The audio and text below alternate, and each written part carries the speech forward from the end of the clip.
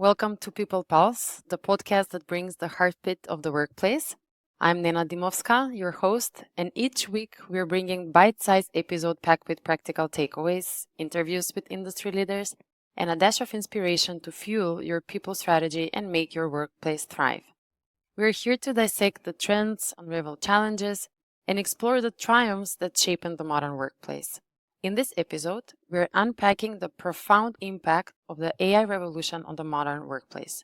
Gen X, Millennials, and Gen Zs all have witnessed transformative periods in history, but none as far-reaching as the AI revolution. It emerges as a game changer, fundamentally changing the workplace landscape. We'll discuss its implications, the future of work, and how HR can strategically leverage this transformative technology for the future of work. Today, we're thrilled to have a distinguished guest who will guide us through the exploration of the AI revolution in the workplace. So the following is a conversation with Dr. Christian Schmeichel, the SVP and Chief Future of Work Officer at SAP. Dr. Schmeichel leads the Global Future of Work organization, driving innovative people practices and workplace approaches for SAP's more than 100,000 employees worldwide. In his previous role as head of HR for various broad areas at SAP, Christian crafted business-focused strategies for SAP's transformation, emphasizing talent, leadership, and culture. With a background in HR transformation and a global perspective gained from living and working in Asia, Europe, and the US, Christian is recognized as an expert in the future of work and global HR transformation. Welcome, Christian, and thank you for joining us. Thank you very much, Lena. Thanks for having me. So, Christian, in today's rapidly evolving tech landscape, there's unease regarding job displacement due to robotics, automation, and AI. How would you reassure individuals about these changes, offering some evidence that these tech advancements enhance rather than displace employment? Yeah, Nina, I feel that you are really hitting the nail on its head in terms of that the world around us is changing at a breakneck speed. And I can certainly appreciate that a lot of people in the world and in the labor market feeling some kind of unease, right, about these changes and also maybe about the risk of potential job losses. I mean, that's for sure. At the same time, it's also clear that I think when we take a look at history, there have been always a lot of changes and there has been always, for example, a lot of transformation going on, in particular due to technology changes. And therefore, I feel it's fair to say that while this is a huge topic right now, I think it's also fair to say that probably what we're experiencing now and over the next couple of quarters and years is probably a massive disruptive change. I feel that there's a lot of things that will also stay. And this means while machines may take over certain assignments, and hopefully they will, there's also, I think, a lot of activities that will more or less stay also where humans are needed. This is something where I would say, you know what, it's unlikely that over the short term, there is a full replacement of human workers. Certainly not. I think it's about making sure that the human intelligence is certainly adding to the whole equation. There's always this human in the loop principle if you take a look at AI. And we should rather see that there is a lot of opportunity in this. I mean, just imagine if you see now a lot of human beings being in the loop and making sure that they have the relevant review activities, making sure that humans stay responsible, and that, of course, they bring also these more or less natural human elements to the equation, be it creativity, be it empathy. This is something where it can be the best of both worlds. And with that, if one is staying open and curious to learn, of course, lifelong learning is certainly a big thing which is relevant for all of us. Indeed. Then, of course, there can be a huge opportunity in this. And of course, if at the end of the day, if change is seen rather as an opportunity than a threat and taking the best out of it, it can be maybe a win-win. Thank you. That was very good point there, that change should be seen like an opportunity. And I would just like to add that there's evidence out there showing that all these tech advancements actually enhance employment rather than displace it. Like, we've seen the integration of robotics in the factories or chatbots that they just lead to, for example, faster response time, more efficiency, and having all these job opportunities for managing all these tools. So fast forward 5 years from now, okay, what would you say one safe prediction we can make about AI's impact on strategic HR and one bold prediction? Well, I think first of all, AI is here to stay. I think that's certainly a fair statement. I think a safe prediction is certainly that this will change also over the short term. A lot of times also the way how we will live and work in general in the workforce, but also in HR. And when it comes to the overall workforce, it's clear that this is rather a job transformation than a job displacement, I think, at least over the short term. It will require kind of a skill enhancement and not a replacement. And there will be a lot of productivity increase. These kind of routine and repetitive tasks, which we are all looking forward that they will be taken care of to a certain extent, at least by AI. This is something which I feel is a safe prediction. In particular, also for HR professionals, we see that maybe there will be hopefully also some administrative work and burden taken away from us. We can focus a bit more on maybe value add tasks to the business. That would be great. But building on that safe prediction, yes, let's take a look maybe at the bold prediction that might be feasible. And here, of course, the sky's the limit, right? And depending on how long you more or less see the time frame, there's certainly a lot of opportunity, for example, advisory even by kind of AI, right? Just think of, for example, bots and other tasks more or less in 5 years from now. It could be more or less naturally integrated in our kind of workday and work life, of course. And this, of course, could lead to a lot of better data analysis, making sure that you can do much better prediction work, that you can help organizations to stay informed about talent management. And of course, making sure that, you're unleashing a completely different level of productivity and thereby also maybe help people to stay more or less healthy and over time also making sure that there's a certain work-life balance ensured because there is maybe this support coming from the machine side of the house. At least this would be my hope. And even though it might sound bold today, I feel that while this is over the short term, maybe even sometimes overhyped when we talk about AI, I think over the midterm, it's still underestimated. Yeah, appreciate your insights. And, the bold prediction certainly sparks excitement about all the possibilities ahead, and I look forward to seeing how it unfolds. Now, can you please tell me what's at the center of the future of work department? How does it remedy, let's say, the three key verticals that we have, looking from a business, logistics, technology, and human experience perspective? Yes, I feel what is very interesting to see is that in general, these kind of roles at this point emerge. So if I had somebody introducing him or herself 10 years ago as a chief future of work officer to me, I would have been scratching my head and would have said, what is this all about? Now, today, as we speak, these kind of roles are emerging in many large organizations, and people are understanding and organizations are appreciating that whole notion of the future of work as a strategic imperative or strategic opportunity.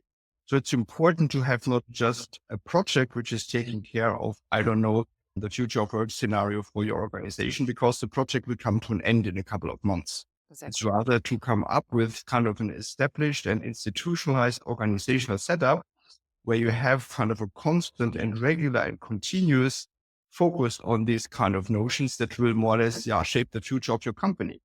And as we speak, it's all about making sure that organizations get future ready and that workforces get future ready. And therefore at SAP, we have come up with this kind of overall understanding that, yes, we need to have a dedicated team. And I'm having the privilege of leading this future of work organization, which was set up at the beginning of the pandemic, along the lines also of getting flex work right. But the future of work is much broader and much, I think more distinct and more strategic than flex work.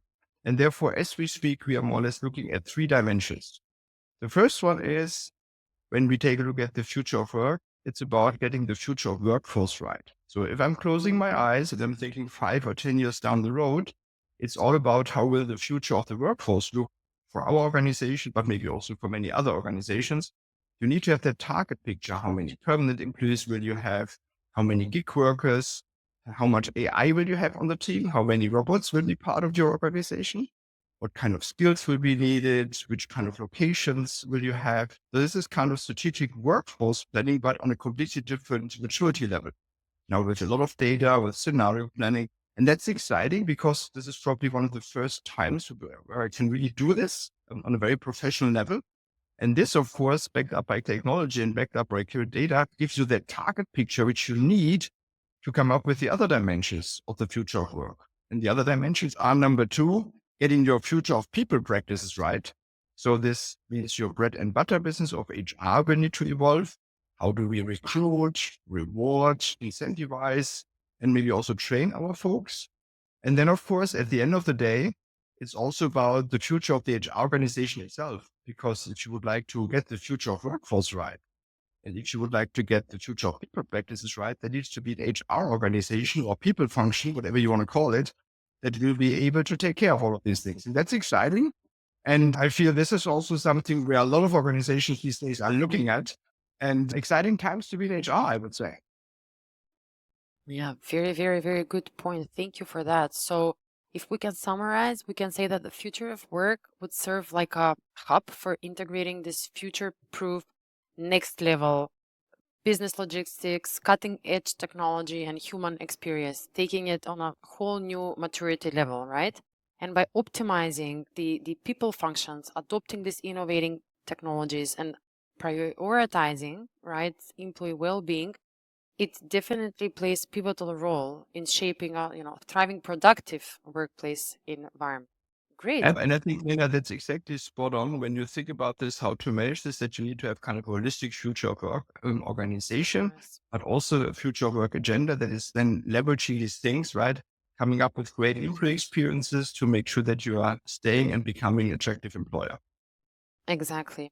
So you mentioned the transformation of the HR or the people function in the companies. Can you perhaps dig into how can organizations plan future of work initiatives? So where do they usually fail, perhaps, and what are your suggestions for overcoming these challenges? Well, first of all, it's fair to say that this topic is not an easy one, right? If you want to work on this on a strategic level, even for larger or mid-sized organizations, there's a lot of focus, a lot of resources required, and also a lot of more or less proximity to the business. So one needs to understand the business evolution. One needs to understand where the whole business is going so that one can support and partner with the business as an HR function accordingly. And this, of course, means you need to come up with a dedicated future of work agenda for these initiatives.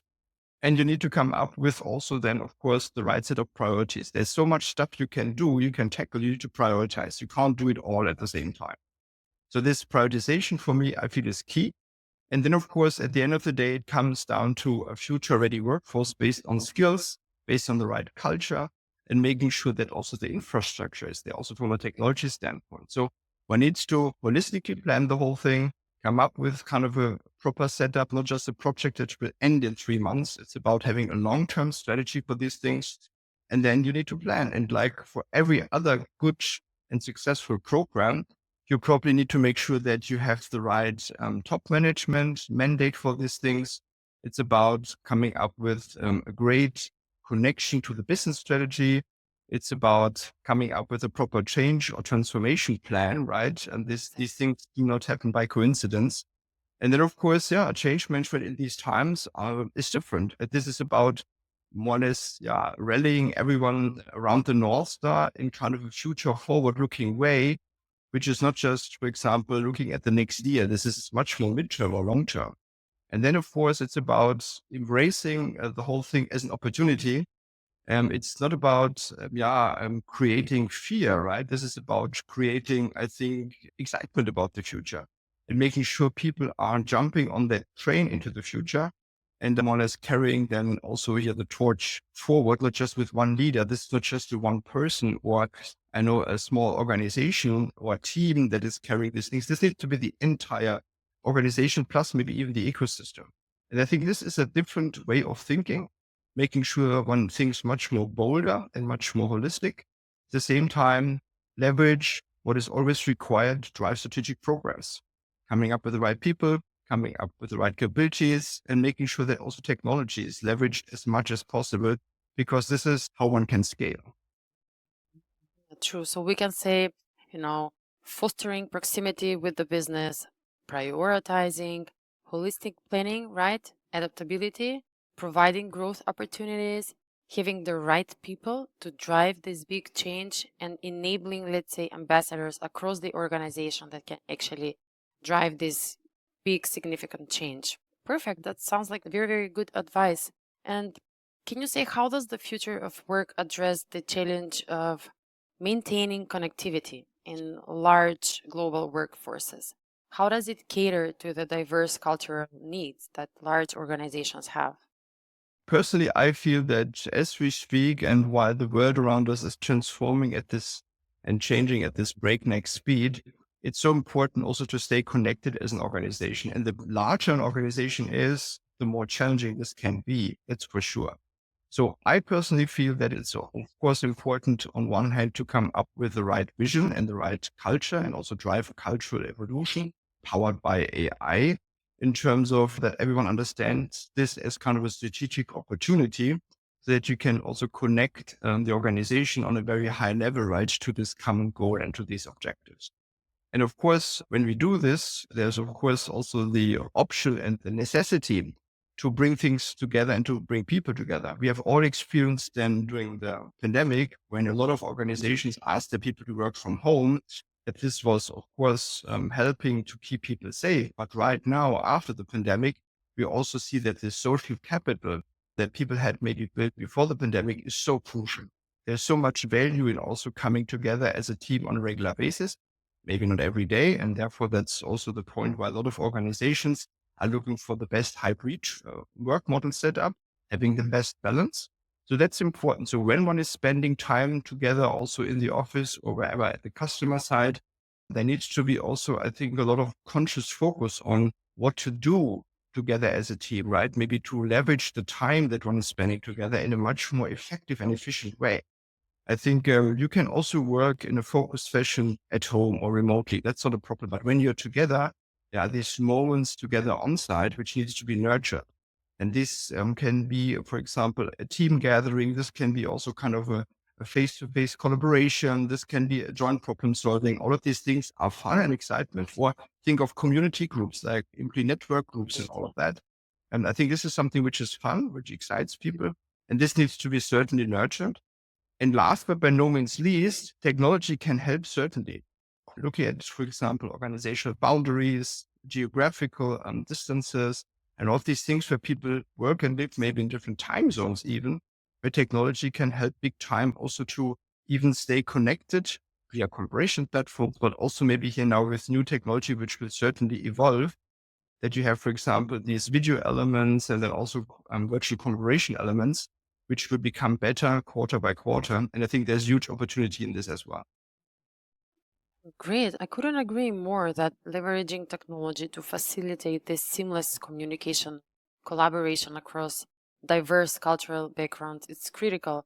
But I also appreciate that you mentioned um, on-site connection and nurturing those moments that matter and how to make the most of them. So how to make the most of the time that people spend together to plan it better and to take the most out of those moments that matter. Now, SAP's big star of the year was Joule, the generative AI virtual assistant. Can you tell us what's the role of the future of work team when it comes to the introduction and adoption of such AI solutions into existing company practices? Absolutely. I mean, when you think about now here also a company like SAP, it's great to see that we are having now this huge technological evolution, also in terms of here our business AI focus and Joule, which we are all very excited about, certainly here coming up now on the horizon.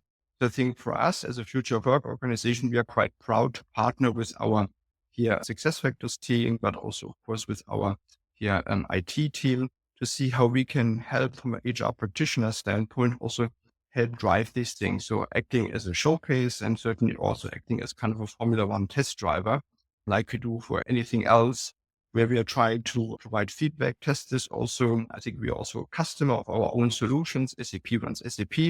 And therefore it's great that we can kind of grow, co-drive this evolution and just reflect, right, what's currently happening in the market. This is such a huge game changer for each and every HR function.